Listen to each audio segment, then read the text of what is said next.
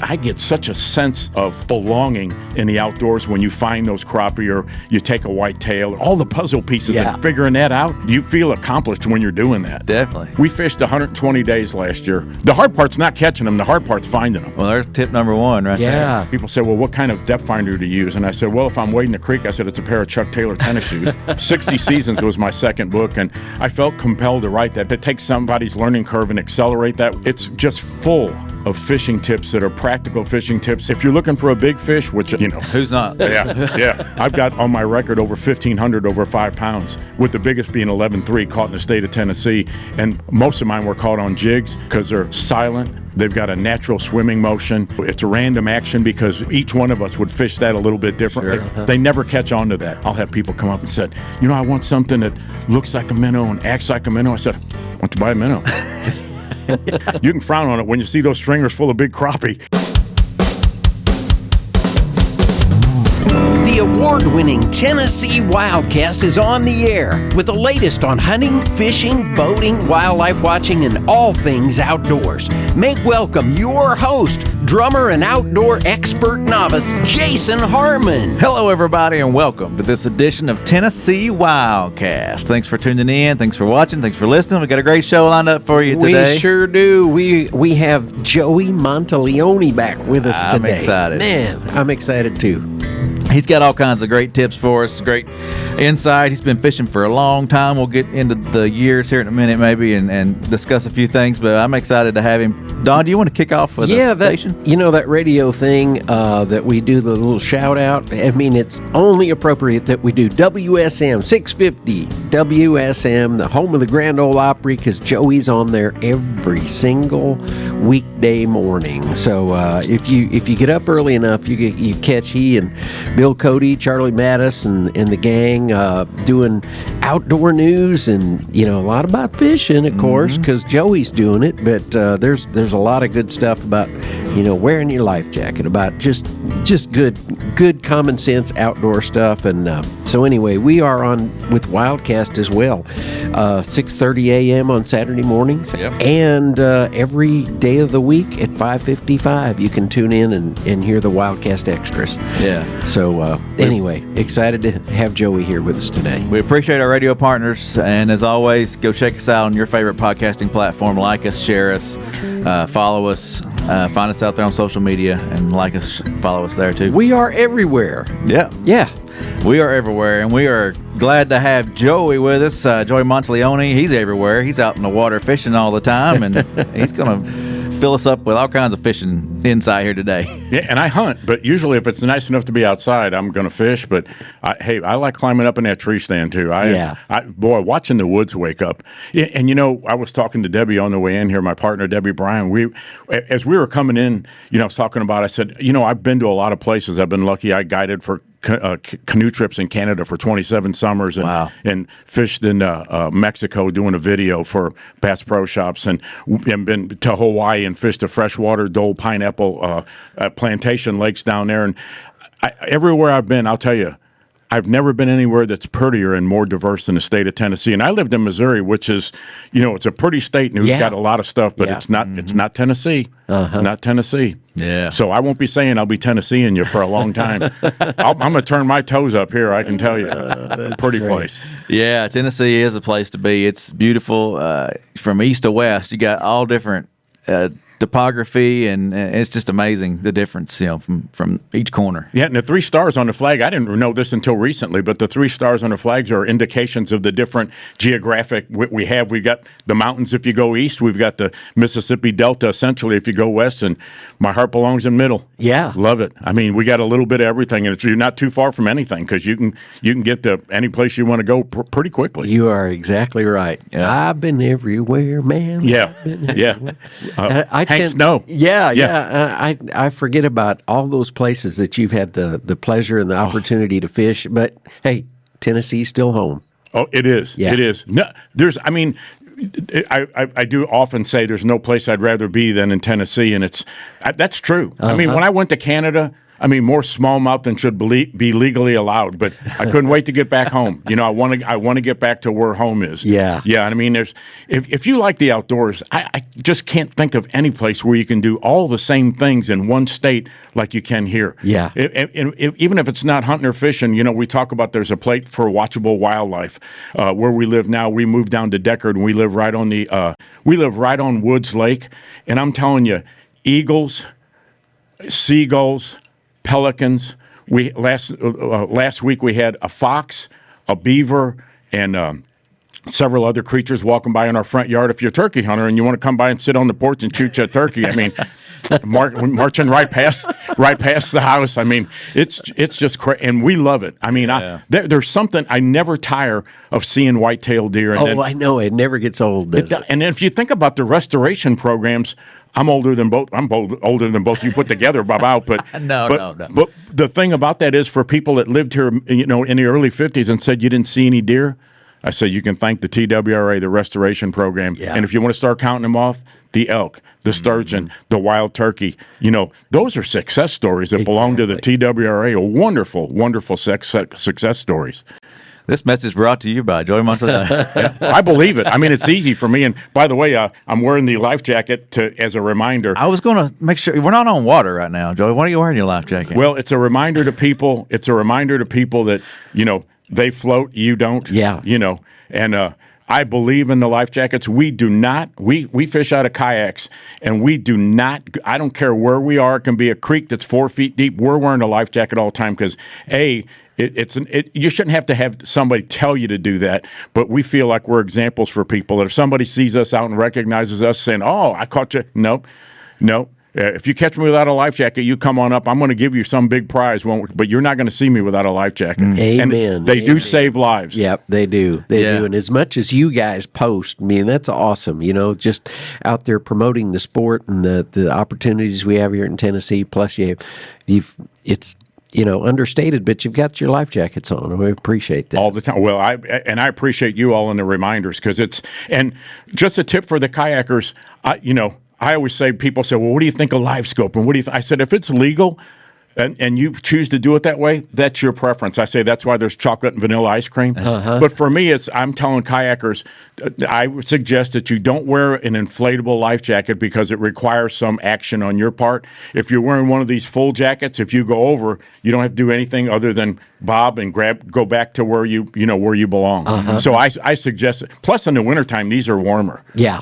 So there's an advantage of doing this. And they make them now where, you've got so much mobility that you can cast and you can paddle and you can do everything you could do otherwise. You forget that it's even on. Right. Yeah. So it's life jackets do save lives. I'm pleading with people every week, please wear your life jackets, put them on your kids, be an example to the other people in the outdoors. So gun safety, life jackets, the whole 9 yards.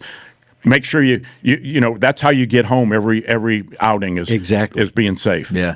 Well, if there are other types of life jackets out there. Those inflatables, like you mentioned, some of them are automatic, which are great. If that's what you want, at least you got one on, right? I mean, you know which one is the right one, especially if you're riding a jet ski. You can't wear inflatables on a jet ski and things like that, and kids can't wear them. Make sure you get your life jacket on a kid too, right? I know you'd even give them one off your back.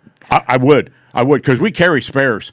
And when people say, I do this with everybody. I'm an equal opportunity offender. I see somebody out there that's not wearing a life jacket, and I'll send them a private message on Facebook or Instagram saying, "No life jacket, man." I said, "That's a bad thing to do." And he said, "I swim like the fish." And I said, when I was guiding in Canada and people would kind of balk about wearing the life jacket, I said, "You ever been plunged into 62-degree water where you can't see the other side?" I said, there's a difference between jumping into a pool and being flipped out of a boat, which is a traumatic event, or if you have your child, or people get nutty about their equipment, and they're saying, I'm telling you, that life jacket's going to save your life. Yeah. And you don't have to think. This is thinking for you. When you go in, it's like it's saying, go back to the and if you've never been pitched out of a boat, and I have been twice, a big bass boat and a kayak that I turtled, that I rolled because I did something stupid, admitting I did something stupid, and I was going after a custom-made rod, and I lurched forward, and it rolled my kayak. It was in March. I was by myself in 52-degree water, popped right back up, lost 4 rods, but I didn't lose my life. Yeah. And it wasn't the kayak's fault, and the life jacket, without a doubt, I believe saved my life. Mm-hmm. Yeah. Man. That's a good message and one to take home and remember. Yep. Well, and you know more about it than anybody. You're out there 100+ days a year, right? Fishing and having a good time, and most of the time now in a kayak, right? Most of the time in a kayak. We fished 120 days last year, and they weren't all pretty. and if you're in a kayak, the wind is not your friend. Right. You know, they call the wind Mariah. I don't call the wind Mariah. I can't tell you what I call the wind. But and there's times too when we say it's just not safe to go out. Yeah. You know, and I love to be outdoors as much as anybody, and I'm with somebody who feels exactly the same way. But there's times when you say, we don't, you know, I've been criticized for saying this, but I really believe this. There's no such thing as bad weather, just people who aren't prepared for it. Right. So when there's cold weather, if you're dressed properly and you're wearing all the safety equipment that you should wear, and you know, people that are climbing into tree stands and you're not wearing a safety harness, you know, you're climbing into a boat, you know, when the weather's even a little sketchy, if it's not too far out of bounds, go. Yeah. You know, go and enjoy that and enjoy it for what it is. And if you're a hunter and you go out in the cold, buddy, I'm telling you, you're going to see some wildlife. Yeah. They've got to keep moving and they got to eat. You know, so you're going to see some wildlife. And if you're a fisherman, if you're missing winter fishing, you're missing a bunch. Because when you're on them, you know, they're not going to be in 2 feet of water. But boy, when you find them, they're all schooled up, and you can catch as many as you can catch. You know, so it's quite a deal. And again, we live in a state that we have winter, but not a lot of winter. Right. Mm-hmm. Right. Yeah, it can get cold sometimes, but it's winter has some warm days too. Yeah. Here in Tennessee. Yeah. for sure. And to me, if I see 2 or 3 warm days in January or February, I go and I look for the northwest side of the lake, and I go to launch ramps, sandbars, rock piles, and all that, because that heat will radiate and those bait fish will start to move in. And I'm telling you, it's almost like it shouldn't be fair, because you go in there, you're going to catch them, and you'll find them. The hard part's not catching them. The hard part's finding them. Once you find them, you can catch them. Well, there's tip number 1 right Yeah. there. I like that. Joey's great at documentation. You know, he can let you know how many bass he's caught in his career, and I noticed there's 60 years of documentation, plus 60 plus years right now, right? Yeah. 60 Seasons was my second book, and I felt compelled to write that because when something happens to me, and I'm not goofy enough to think I'm going to live forever, so if something happens to me, I didn't want the knowledge that I gained the hard way. I wanted to take somebody's learning curve and accelerate that, whether it's a kid or an adult, and so I wrote 60 Seasons, and it's just full of fishing tips that are practical fishing tips. And it's not no tech, but it's low tech. You know, that when people say, well, what kind of depth finder to use? And I said, well, if I'm wading the creek, I said, it's a pair of Chuck Taylor tennis shoes. I said, otherwise, it's a pair of Strike King sunglasses. And I said, you know, I'm an instinctive kind of, and whether I hunt or fish, it's all the same. And boy, I get such a sense of belonging in the outdoors when you find those crappie or you take a whitetail or whatever, you know, and it's all the puzzle pieces and figuring that out. Yeah. Man, you feel accomplished when you're doing that. Definitely. And chasing turkeys, that's a hard one. This time of year, turkeys it takes some skill to get on one of those birds. Yeah, and I guess, and I'm guessing this because I'm not much of a turkey hunter, but I'm guessing that after early part of the season, they kind of get a little bit wary, and you know, so it's a little bit different. And here again, shout out to the TWRA, because for me, I see things, and you guys are not reactive, you're proactive. And when the flock is dwindling, and you go back and change the season by 2 weeks, and you know, so you cut off 2 weeks in the front, and you can take a Jake, but you do want to go to tnwildlife.org and make sure that you're getting everything correct. Right. You know. Exactly. Yep. But you know, that's a reaction to that. In deer season, whatever region you're in, you need to check, because there was like a doe a day for years, and in certain regions, it's not that way anymore, and that's okay. Yeah. Because from when people understand what I love about this is true to your vision statement and mission statement is you're managing for sustainable populations. And that's what it's all about, whether it's fishing or hunting or whatever it is, that when you see that 12-year-old kid out there and said, there's going to be deer because of what we're doing. Yeah. And there's going to be, you know, the days of taking 100 crappie and cleaning them, those days are over. And I don't want to clean 12 of anything. Oh, man, yeah. Yeah, for me, it's like, so go back in there and, catch and release. And, in the fall for the crappie, it's released to the grease, and they're in the spring, in the spring, you don't want to take all those crappie because you don't want to decimate your fishing hole. So the spawners, I call it the 50-50 rule. You catch one, if you want to keep it, then you put the next one back. So, when you go back next year, there's not, hey, we're all a crappie. Well, they're here. They're here because you put some of them back in the fall or post-spawn. You want to take a few. Yeah. But, for us, it's like whatever you can get that's a meal. And the smallest legal fish is the most renewable resource. Like if you're in a place where the bass are, it's any size and 5 no matter what they are, take a 10 or 11-inch bass. That's replaceable in a year and a half. When you take a 5-pounder, plus there's no sense in eating a 5-pound fish. But to me, it's like if you're taking a 5-pounder, that's probably 7 or 8 years worth of growth there. Yeah. So it's going to take 7 or 8 years and the genetics to do that. So that shouldn't be lost on people. Yeah. Definitely. I've been sitting here thinking about the kayak stuff. You do a lot of fishing out of a kayak. What's some pointers you'd give folks?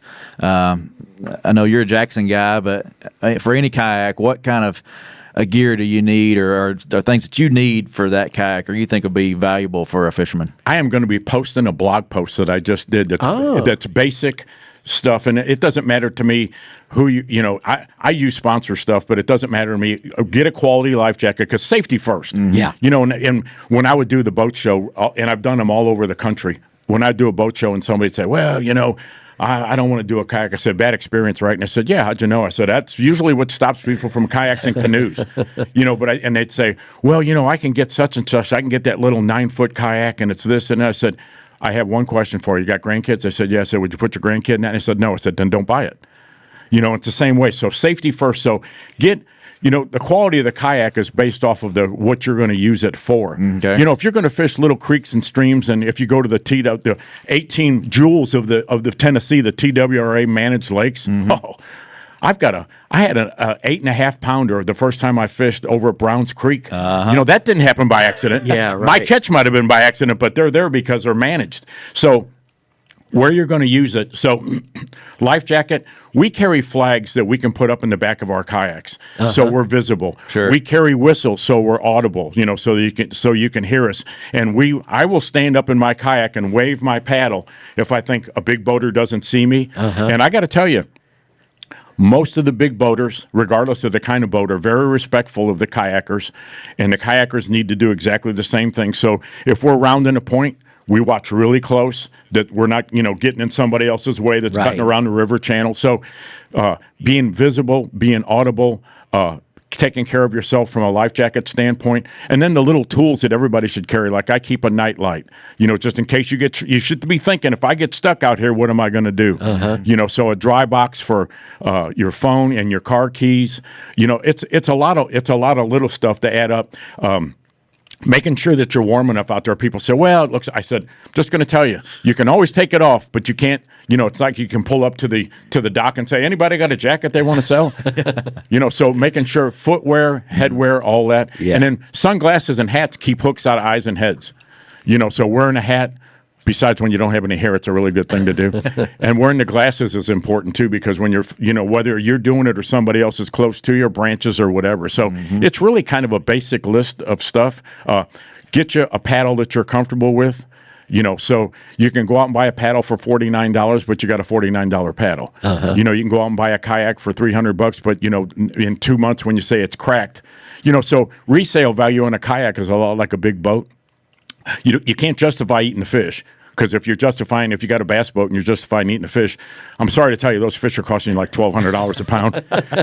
So go out there with the idea in mind that you're going to recreate, and to me, introducing somebody, like when we've done some of the free fishing days, which is the first Saturday in June, I believe, and you guys stock catfish. And I remember we went to, I think it was Centennial Park, and watching a kid catch their first fish. I've been lucky enough to do that very often, and you watch their faces light up. But if you want to have some fun, watch the parents, because they're seeing their kid catch their first fish. Yeah. And now I hate to say it, but they're both hooked for life. Yeah. And I've had people tell me, we would have never known how to do this, and now it's something that we can do. what a success story that is. That's how your legacy lives on, by introducing other people to the outdoors. Yep, that's right. That's right. Yeah, share the passion. And I love your down-to-earth approach too, Joey, especially, thinking back to some of the earlier Wild Side episodes, and you do the fishing segment on those Wild Side episodes, dating back to early 2000s, and one thing that always sticks in my mind is the Tennessee tackle box. Oh yeah. And basically that was like a brown lunch bag, that a kid would carry to school, and with a few lures and some hooks and sinkers and stuff in it. And what would you carry in your Tennessee tackle box? Well, you know what you're going to use. We all go out there and we got to have 108 fish catching colors of crankbaits, and it's right. It's what I saw Saturday, so I'm buying one of those. No, wait, I got to buy 2 of those.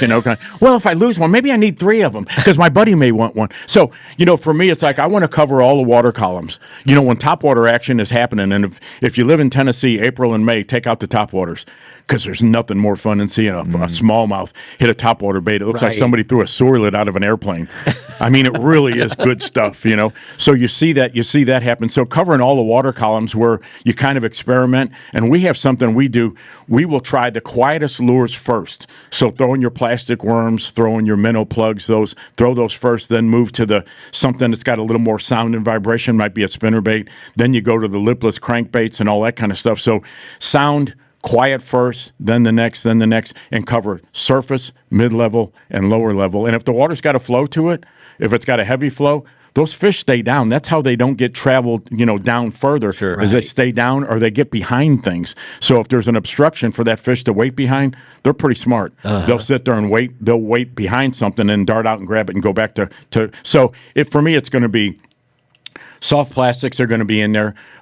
When fishing is really tough, smaller lures and slower retrieves almost always will catch you a fish. So an 1/8-ounce lead head, some small tubes, some little small 3-inch worms, those kind of things. Carry those with you. The little spins, like the little old beetle spins, or the Slider makes something. I'm trying to remember what they call theirs. But at any rate, a little spinner type bait, a little safety pin spinner for kids and even for adults. When fishing gets tough, that's a good thing to throw. Yeah. If you're looking for a big fish, which I'm. Who's not? Yeah. I've got on my record over 1,500 over 5 pounds, with the biggest being 11.3 caught in the state of Tennessee, and most of mine were caught on jigs because they're silent.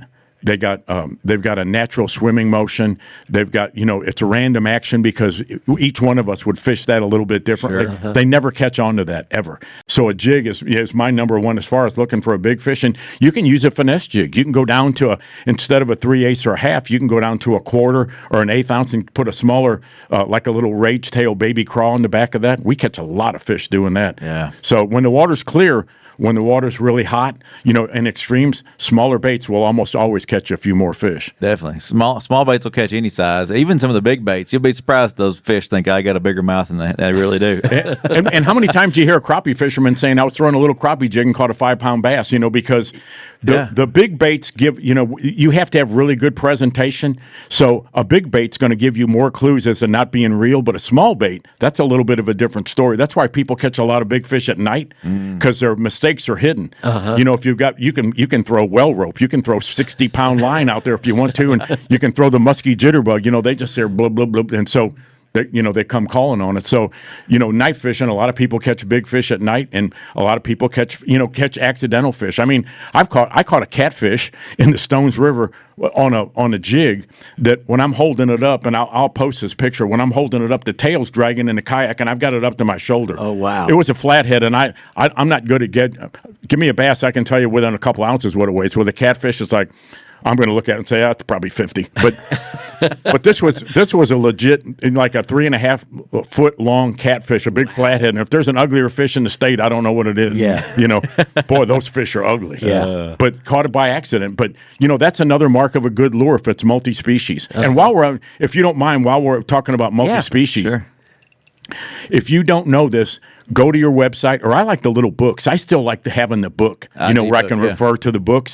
So there's a boating book, there's a fishing book, there's a hunting book. But if you get the fishing book on page 44, it's got the Tennessee state records. We hold 7 world record freshwater fish in the state of Tennessee, and most notably, for me anyway, is a 5-pound crappie, a 25-pound walleye, and of course the 11-15 smallmouth, a record that'll never be broken. Right. You know, you got to break it by 2 ounces for the IGAF to recognize it. That ain't going to happen. Between fishing pressure, a lot of different things that happen, and if you catch a smallmouth and it's illegal and you want to eat it, you can't eat it at my house, but if you want to eat it, it's yours. It's your fish, so you do what you want. But there's a lot of reasons why that record will never, ever, ever be broken. And I think that was in 1955. I want to say. Yep, that's right. It sure doesn't keep people from trying, though. It's fun to go after them and try to get that record, isn't it? It sure is. Oh, and until I was lucky enough to catch an 8-pound smallmouth, and I'm telling you, if you don't have a reverence for a fish that size or that 11-pound largemouth, I mean, I look at those fish and no taxidermist, certainly no fillet knife. I mean, you look at those fish and think about how old that is, and they are the superior. They're the 14-point whitetail in the water. When you catch a fish over 10 or a smallmouth over 5 or 6. So, right. Give that fish its life back, put it back and watch it swim away. I mean, it give you goosebumps just watching it swim away and thinking about who's going to catch it next. I have people say, well, what'd that fish weigh? I said, I don't know. I'll let the next person weigh it. So I'm putting it back.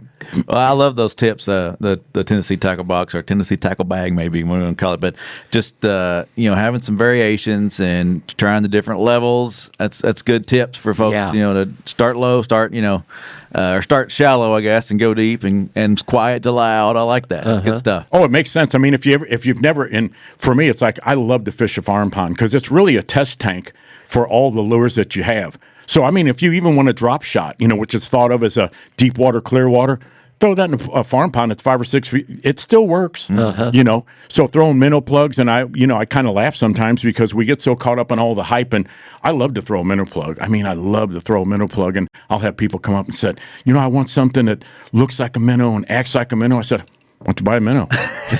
I mean, there's nothing wrong with fishing live bait. I mean, people for years frowned on it. It's like you can frown on it when you see those stringers full of big crappie. Yeah, it's kind of like a minnow worked in a treetop. It's going to work forever because, especially if you've never seined and you have to have a fishing license to seine your bait. So if you've ever seined bait like in a small creek, you'll see that those wild shiners and the stuff that's in there, they have a natural fear of fish. So when you put that in there, and if you're running a cork, and I found some natural cork floats. That's what we called them when we were kids because they were made out of cork. Yeah. Sure. Now they're styrofoam and plastic, whatever. But if you see that cork get nervous, there's a reason for that. That a fish is chasing that. And so, they have a natural fear of that. And if you're going to seine, be prepared. You're going to see some banded water snakes. Might catch a crawfish. But what's really cool is when you're seining, you catch like last year's crappie, and it's about 3 inches long. It looks just like a crappie, only smaller. But it's pretty cool, the things that you'll find. And if you know anything about stream health, you'll see that if you've got freshwater mussels or you've got different aquatic vegetation, if you've got mayflies, if you've got dragonflies, if you've got all those kind of things, that's an indication of a crawfish. That's an indication of freshwater health. If you want to know, if it's a good stream, that's a good indication. Yeah. Well, we got about a minute and a half. We're going to run out of time here, but Joey, tell us about this book one more time. Make sure people know where to find it and what it's all about. 60 Seasons, a Fishing Guide is the name of it by me, and it's available on Amazon. It's going to help me buy a little bit more fishing tackle if you'll get one of these. 10% of the proceeds for the 3 books that I've written go to St. Jude's Children's Hospital. Awesome. Yeah. More than glad to do that. Nice. You give back. It's giving some back to your community, and it's full of fishing tips. I mean, full of fishing tips. And he said before the show started, you can highlight in it, you can dog ear the pages, you can do whatever you want to. It's a guide. Just like my wife does her cooking books. There you go. Same thing. Let's not talk about our wives cooking. No, I'm just All right, Joe, it's been fun. It's been great. I appreciate it. Yeah. Appreciate you being here. Let's go fishing. Let's do it. And maybe we'll do another show with you sometime. And I hear you got some pretty cool dirt fishing. We'll come to you next time, Joey. Okay. All right. This is Tennessee WildCast. Don, thank you. You bet. And I think it's only fair that we have Joey sign us off today. Yeah. Go for it. I'll be Tennesseeing you. There you go. Thanks for tuning in. We'll see you next time.